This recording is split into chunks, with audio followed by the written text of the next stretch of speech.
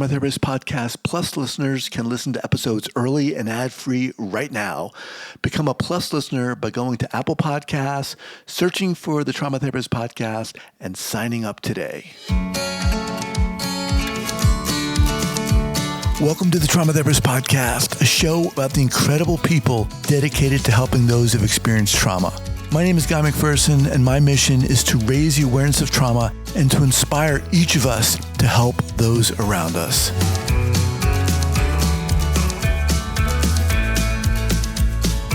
All right, Sarah, here we go. So 5, 4, 3, 2, and 1. All right, folks, welcome back to the podcast. Very excited to have us back, Sara Miley. Sara, welcome. Thank you so much for having me. It's great to be here again. Awesome. So Sara is an experienced crisis advocate and an IFS-informed trauma recovery coach. Through her own learned and lived experiences, she is passionate about helping survivors find the roots of their suffering. Sara's focus is on survivors of developmental childhood trauma, attachment wounds, emotional abuse and neglect, and cPTSD. She's the owner and coach of Circle Wellspring LLC, founder and coach-sultant of the Personalized Trauma Healing System, and the host of the Trauma Survivorhood podcast. Sara, welcome back. Thank you so much. Yeah, great to be here. Yeah. So, all right, you've got a lot going on that's new, but before we kind of dive into that, I want to kind of revisit a couple things. First of all, remind our listeners where you're from originally and where you are currently. Yeah, so I am an area. It's actually where I grew up. I've been coast to coast, lived in New York City, California. I've traveled quite a bit, but I've been back here about 8 years, at least for another few months. And then we'll see where the wind takes me this winter. It's actually going to be a big move. But yeah, for right now, I'm about a half an hour north of Boston. Okay, awesome. All right. So let's kind of before we get into the new things you have going on here, kind of want to revisit how all this started for you. Yeah, great question. So 41, almost 42 now this fall, and a lot of trauma. So I am a cPTSD survivor, which essentially means multiple types of trauma over multiple years, ranging from different time frames. And that is my story.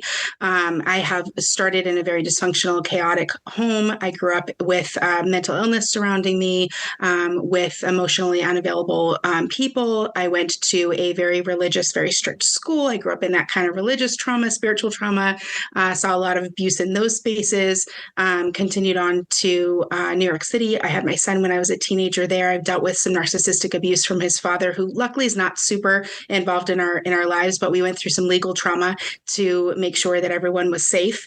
The justice system kind of failed us there, which was interesting. More religious trauma about 8 years ago, more family drama and trauma about 7-8 years ago. And at that point, I kind of said, golly, I got to take a breather. I got to figure out what's what. And so that's what I did. I started therapy. I'm actually still with my same therapist for 8 years. It's luckily the only kind of trauma I think I can't say that I have, other than that, people that experience in global majority and the BIPOC communities, obviously. But, that therapeutic trauma is a real thing. And I am so fortunate because I have not had that. It's been a beautiful, beautiful blessing. Very, very safe space for me to explore. And I think we called the last show that I did last summer, Breakthrough, Break Open, Break Down, something along those lines, right? And that's really what my therapist has had me doing, just kind of breaking open all these spaces that I didn't even know was trauma. Things I didn't even understand were creating havoc on my nervous system, creating dysfunction inside of my body. So I have a lot of hyperactivity, really extreme hypervigilance. I've struggled with an eating disorder, a lot of places that needed healing in my body, my mind, and my spirit. And then once you find healing in those areas, you can start to connect back to that mind, body, spirit in more authentic wholeness. And that's kind of where I am now. That's how I kind of landed here. And it ended up bringing me to change my entire job and career. And I found your podcast, which is how I found being a trauma recovery coach from a guest that you had on, almost 5 years ago now. And I've gone forward from there, just studying and learning. I love the neuroscience. I love all of the understanding of the nervous system. Once I understood it, I was like, oh my goodness, we can actually can actually work with this. Neuroplasticity Mhm. is a huge part of the work that I'm involved in personally and professionally. Psychedelic assisted therapy has been a big part of it as well. Internal family systems has changed the gate for me as far as personal and for my clients. And yeah, I'm just here learning it all every day. It's growing and growing. I'm reaching for I had a paper here to write this down. But damn, that's Yeah. a lot of stuff. And Yeah. I don't say that lightly. I mean, that's a lot of trauma. Yeah. Yeah. I've been through it for sure. For sure. Wow. I Yeah. mean, I just like, you said at a certain point you started seeing a therapist. So Yeah. how old were you when you started seeing a therapist? I was 33, almost 34. And I think I mentioned last time, and it's really the truth, that the reason I went there is because my son was like, oh, he was almost 16. Thought, gosh, he's going to get his license. He's going to go off to school. Like, I have to figure out who I am, which I Mm. didn't know that that would take so much work. But when you have complex trauma, it takes a lot of work to figure out who you are and come back to that authentic place. And like, well, in the movies, like, people go to like talk therapy and figure out who they are, right? And I kind of thought I was going to use him like a life coach because I really did not know that I had so much trauma. And so that's kind of how it started for me. And that's what I say when I mean we really broke open things I had absolutely no clue about, things that I had even repressed, things that I didn't even recognize were so jarring to my system. Some of the things I've been through have been sneaky because you have so much of this underlying current of trauma. So your body is already prepared for it. So when something new happens, like a sexual assault after you've had childhood trauma, or you go through legal trauma after you've had developmental trauma, your brain is wired to go, oh, we know what to do with this. This is more bullcrap. Like let's just do this. And it just goes right into the same protective mechanisms that it's so familiar. Patterns tend to be really familiar when you've had developmental and complex PTSD. So And hold on when a I second, started with the therapy, if I may. So you're yeah, saying please. it's easier to become re-traum or traumatized again, to experience Yes. trauma again because of Yeah, that? for Yeah. sure. You find patterns in relationships that feel familiar. The real problem with the brain, as great as is it really loves familiar. So actually, even if something's unhealthy, like a coping skill might be unhealthy, but it's familiar and the brain knows it can get results, it doesn't really want to move out of that. So to retrain the brain that, hey, safety in a relationship, hey, boundaries, these are healthy. This is going to be good for the system. The brain is hearing you say that and going, danger, danger, danger, danger, danger, because it's just unfamiliar. It's Right. not that it's not good. That's why I think it's so important for people to reactivate their love of life through their spirit and their soul, because the brain wants familiar. And if you've grown up and you've been exposed to so many different types of traumas, and you have what we call a trauma brain, right? We can see this on brain scans. People with complex trauma often look like they've had TBIs. The structure of your brain can look different on brain scans. Your prefrontal cortex can be underdeveloped, your hippocampus as well. Your amygdala looks like it's firing off constantly. It's a very different brain if you have a trauma brain. And so for your brain to hear, wait, we're trying something new. Oh no, scary, scary. But that's where your spirit has to come in and go, no, I want better. I understand that this has Mm. kept me safe and alive. And there's a real gratitude and compassion for yourself for those coping mechanisms and coping skills and strategies that you've used, but to open that up to new tools that are now healthy and more adaptive to your current life, because you're not still in the trauma, right? I'm not still a 6-year-old who can't leave the house, right? I'm not still in the assaults. I'm not still in the religious cults. I'm not there anymore. And so I get to choose now what actually feels right for me because I've connected to that authentic self, which I think is through the spirit, because the brain just really wants familiar. It's kind Mm. of a it's like, brain, you do so much for us, but that is a lacking in the brain, that it wants familiar. Just listening to you talk, Mm, I can feel your passion mm, and almost, I mean, to the degree that I can, what you've gone through, you can hear it. You can feel the compassion you mm. have Yeah. for doing this work. At what point did you say, okay, I want to start helping other people?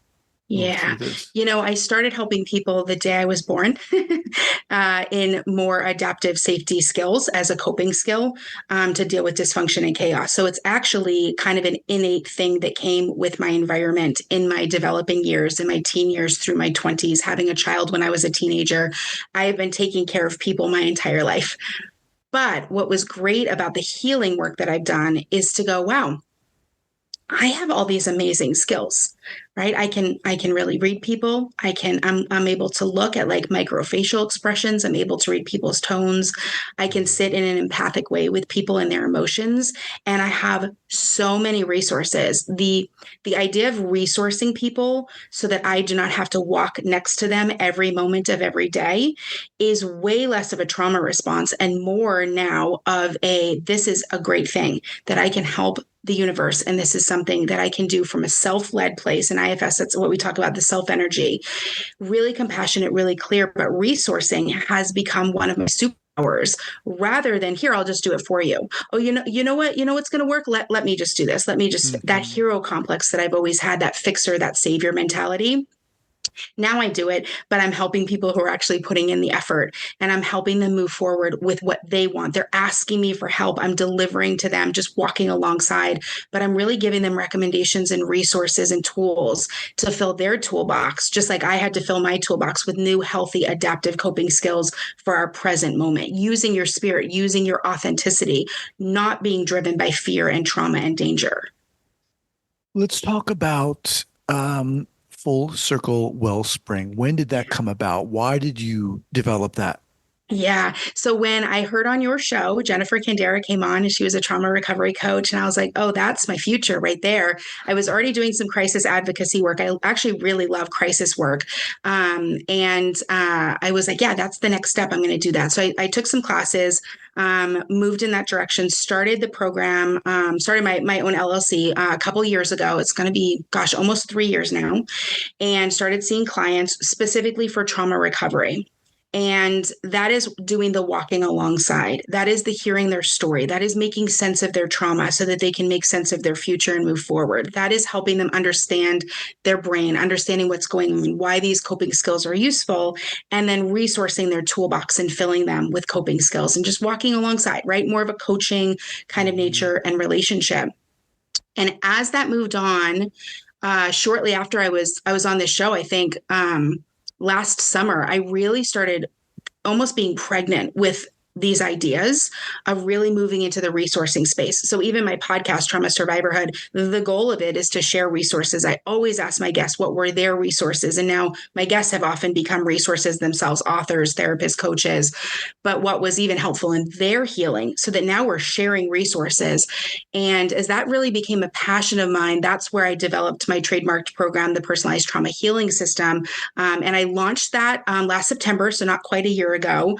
And that is really more of a coach-sulting role because that I'm still coaching you. It's still client-led, still very collaborative in our goals, but it is me using the expertise that I know from my lived and learned experiences. It is my dizzying array of modalities that I've tried personally, that I've read about, that I've studied, that I've gotten certified in for some of them, and helping people with lifestyle design. And that's really what Personalized Trauma Healing System is. It's really curated lifestyle design, but specifically for trauma survivors.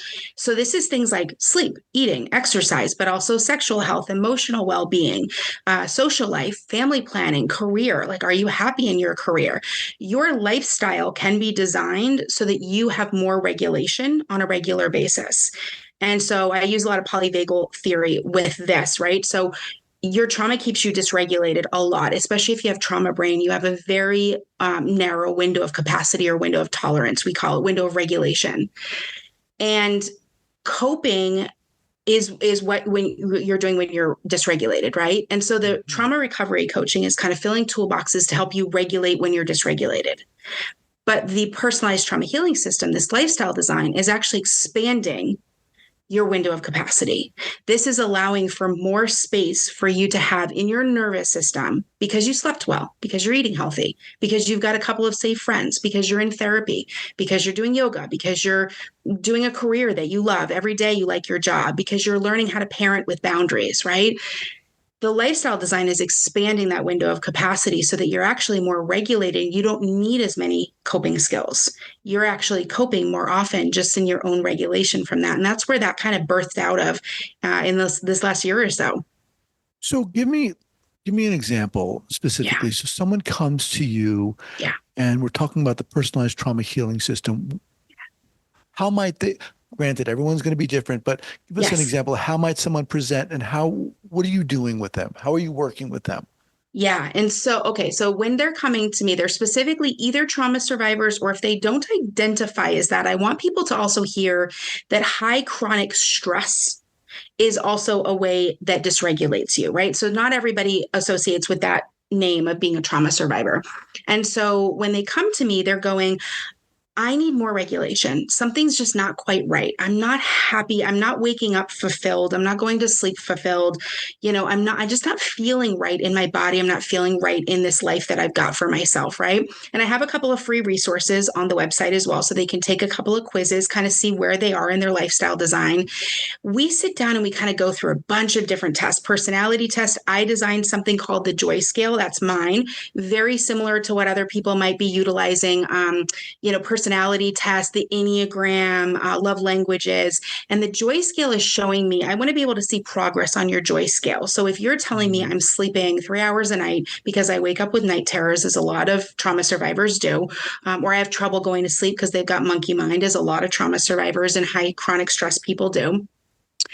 And that's something you want to work on. Or maybe it's your sexual health, but you've had sexual trauma. Maybe it's this job that you hate, but you're like, oh, I kind of deserve to be in a crappy job. I don't even deserve to have happiness. Whatever pillars of lifestyle design they want to work on, that's where that client-led collaborative mentality as a coach still stays really ingrained in me. I want people to only be working on what they want to work on, what seems out of balance for them. And sometimes the recommendation might be, maybe this could be a hormonal thing. Have you checked in with your doctor? Have you ever done a sleep study? Maybe it's sleep apnea. And then from there, helping them with other tools, not just in working through their trauma. So if you're waking up with night terrors, I'm kind of picking on sleep right now, but we'll just go with it. If you're waking up with night terrors, well, we need to get to the core of what keeps waking you up. What is that night terror? Let's work on that. Ways that you can decompress before you go to bed in order to stop that monkey mind. If you are a trauma survivor and you just struggled, night is a little scary for you, right? Maybe that's the only time in your whole day that you're actually stopping and being quiet. So your brain's like, oh, now she's listening to us. Let's talk now. We want to start correcting some of those. And then there's little helpful tools and tricks like the alarm clocks that wake up like a sunshine. People don't recognize that they have sleep patterns. You have a 75 to 90-minute sleep wave that happens. And so if your alarm clock consistently wakes you up out of a deep sleep and you wake up like, and you're panicked and you hear that noise and you're so groggy, your day starts off really actually dysregulated, because now you're like, running around. Why? Because you weren't in a light enough sleep when that alarm clock went off, and it actually jarred you out of a deep sleep. So really cool new tools that we have, like monitoring sleep on the wristbands to kind of see how you're sleeping throughout the night. Using those kind of alarm clocks that come up like a sun, bringing you into a lighter sleep before your alarm goes off, literally can change the entire trajectory of your day. And as a trauma survivor, you waking up with energy and feeling okay about your day and your life and having some moments of gratitude and recentering yourself and meditating, whatever kind of morning routine you want, my goodness, your entire day is going to be totally different in case you get triggered, in case your ex-spouse calls, in case your boss yells at you, in case it's a high stress day, your kids are bothering you, you see someone who reminds you of your abuser. You're going to have more regulation because you started your day off totally different. And you can apply that exact same strategy to every pillar of lifestyle design that I work with people. Social life, super important. Having safe, close, trustworthy people changes your entire being. Having a safe place to talk, like therapy or coaching, emotional well-being, understanding your trauma. Financial planning. Finances is a big deal for trauma survivors. It could be that you grew up really wealthy, but with no love. That can be a trigger for people when they start making money. They're like, oh gosh, now I have to abandon my family because I have to work so hard. Or they grew up in poverty and they don't really know what to do with money, or they believe that that's what their worth is, just being in a poverty state. There's a lot to work through with literally just finances and helping people grow in those areas. So when people come to me, it's usually that they're just looking for more joy, more ease. They want to be able to thrive even while they're healing, because healing never ends. right? We're on this roller coaster of trauma healing forever until we're gone, right? And so I have been able personally to tap into more ease, more thriving and abundance and joy, even though I'm still in the thick of it. I mean, I just discovered a few new parts. I had a couple of repressed memories just in the last couple of months pop up. I'm still dealing with it, but I'm able to access daily joy and thriving because of lifestyle design and making sure my regulatory window is as wide as it possibly can be. Does that make sense? It does. It makes me. I'm curious about your own process. You just touched on it. You were like, I'm in the thick of this too. Yeah. As you've moved through not just your experiences and your trauma, but the work you've been doing with clients and so forth, Yeah. how have you changed? What have you learned about yourself that's allowed you to continue to do this work? Yeah. Great question. I'd like to say every part of me has changed. I feel like the growth in the last 8 years, if you knew me in my early 20s, you probably wouldn't even recognize me now. My ability and capacity to rest, to relax, to slow down. I have a lot of hyperactivity. Just even gaining tools and learning about something like ADHD brain and neurodivergence, which is very common among trauma survivors. Gabor Mate's new book, oh goodness, it's over there on my bed. Let me, Normal? What is it? no, the mind, Scattered Minds. Is it Oh, Scattered Minds? scattered minds. Okay. Scattered Minds. He basically says that ADHD can be put into remission, can almost be a curable thing as you work through your trauma, right? So someone like me who struggles with like the go, I have to go, I have to do, I have to be busy or I'm not worth anything. I'm not going to be lovable if I don't get this done, right? Things like that are active working things for me. So right now, to give an example of people, for those that are watching on the video, I've got a fidget spinner in my hands that I'm playing with. It helps my brain be able to focus on your questions and to clarify my thoughts because my hands are busy. When my body wants to rest, my brain wants to go. And when my brain wants to rest, my body wants to go. And so I'm actively working on this because it is so important for your nervous system, for your heart health, for your liver health, for your gut, for you to be able to rest and relax, also to find pleasure, things that bring you joy. Adult playing is super important and people neglect that constantly. So I'm actively working on that. It's a little bit harder for me to play. I'm getting better at resting. But these are things I'm actively working on, even in my own lifestyle pillars. Sleep is something I've kind of conquered the last couple of years. That took a lot of work because, again, when my body wants to rest, my brain wants to go. And so I would either have trouble going to sleep or I'd wake up in the middle of the night. For some reason, it was always around 1:30 and I'd be asleep. I'd be awake for 2.5 hours. Hmm. And it was so annoying because it messes everything up. But I've really been able to conquer that by giving my brain more space to think during the day. Contemplative times. My brain really needs to think. I'm a big thinker. I used to be really an overthinker. I guess maybe my therapist would probably say I still kind of am, but I would say meeting myself in those places where I know I need work, right? Exercise is great for me because of the hyperspaces in my body. Lifting weights is great. It really makes me feel really complete and whole. It really gets the sweat out. I get to work through some anger while I'm doing it. Things like that have been really, really helpful for me. And then I work with a ton of different practitioners as well. I'm still actively working through hypnotherapy. I have an IFS practitioner. I do multiple modalities of body work. I'm moving in the space of psychedelic assisted therapy and ketamine currently, which is a huge help for your nervous system. But it's also brought up things that then I can work through that I didn't even know were in there because your brain is more open to change during those times of psychedelics. So yeah, this space. In that field with psychedelics Yes. as a consultant or as a client or both? I'm currently a client. It is Okay. in the back of my mind in the next, maybe let's say 5-10 years, where I'd really like to explore becoming a facilitator, not just necessarily a sitter, which are important. There's rituals and things that are available for people to do, and they need sitters just to keep you safe if you have to get up to go to the bathroom. But for me, psychedelics is not a true healing work if there's not integration before, Right. during, and after. And so the trauma training that I have, I think, is eventually moving me in that direction to be an integration facilitator for people utilizing psychedelics as a therapeutic. Yeah. Just as an aside here, how was your experience doing that? What was it Yeah. like? So far, it's been great. I have been utilizing psilocybin on my own for, I think this summer, I think it's 3 years now this summer, where I've done micro journeys and I've done mini journeys, not quite full journeys because I'm on my own. And then I take the work and I integrate it with my therapist. The healing that has come from that has been it's different because it's instantaneous. Mm. It's like when something moves out of you, something just wants to leave, something wants to complete, something wants to finish processing, it just does it. And then you come out of it and it's like as if you don't have to deal with that any further. The ketamine assisted therapy is something I'm just getting started in. And this summer, working on that is kind of a focus before I move because I have my practitioner here that I want to work with. But as I probably move out west, I will do different types as well. Ayahuasca is more of a ritualistic kind of spiritual. But the therapeutic space for me has been amazing because you're working through things.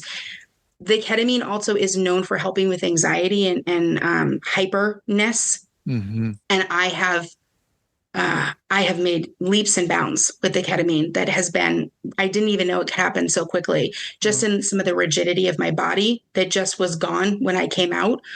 I was like, oh, where is it? Is it ever coming back? And sometimes these things are temporary and it needs more treatments. And sometimes it's just your body said, oh, okay. So I'll give a quick, for instance, if I have a quick second, while I was in the ketamine session, normally I talk in parts work because of internal family systems. Almost everything I say is, oh, I have a part that does this and a part that says that. But in the session, I said, my brain is wondering right now, and I'm in the shades. I've got my therapist there, and I'm already out of the big first 15, 20 minutes of it, which is quite, you're kind of gone. You're very dissociated from your body, but now I'm in that kind of tail that comes down.